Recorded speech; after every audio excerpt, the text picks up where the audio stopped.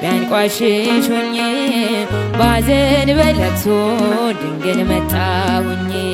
እንደ ሐና ሆኜ ከቤተ መቅደስ በመረረ ሐዘን ነው እኔ ማለቅስ ፍረጅልኝና ይመለስ ከቤቴ ሐዘኔን በደስታ ለውጭው እናቴ በግራም በቀኝም ጠላት ቢከበኝ አብዝቼ ጮኻለሁ እናቴ ስሚኝ ስድቤን አርቀሽ ነውሬን ሸፈንሽው እማምላክ ባንቺ መቼም አላፍር ስምሽን ጠርቼ